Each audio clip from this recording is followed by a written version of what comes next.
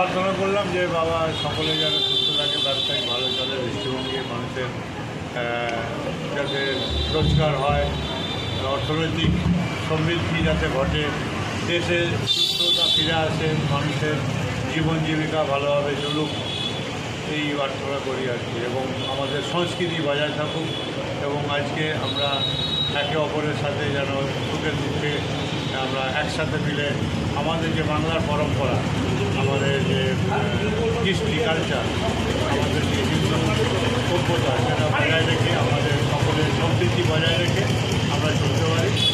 কেউ কারো যেন দুঃখ কষ্টে আমরা না পড়ি, এই আবেদন করি। আপনার নাম? সকল সামন্ত, উপদেষ্টা তারকেশ্বর ব্যবসায়ী। ধন্যবাদ দাদা।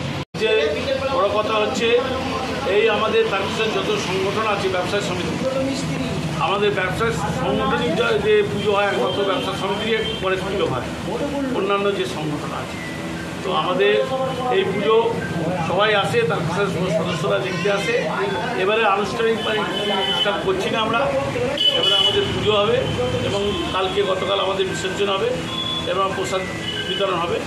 অন্যবারে আমরা একটু প্রসাদ সবাই তারকেশ্বর যত সদস্য তাদের একটা খাবার ব্যবস্থা করি, গেট টুগেদার করার ব্যবস্থা করি।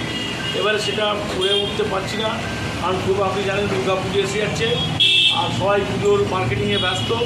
অতএব আমরা পুজোর আবার আমাদের বার্ষিক সম্মেলন হবে, পুজোর যে সম্মেলন মানে বিজয় সম্মেলন, সেই বিজয় অনুষ্ঠানে আমরা গেট টুগেদার অনুষ্ঠান সমস্ত পুজো কমিটিকে এই পুজো তারকেশ্বর ব্যবসায়ীদেরকে আমন্ত্রণ জানাবো। আপনার নাম? শ্রী দত্ত, সম্পাদক তারকেশ্বর ব্যবসা।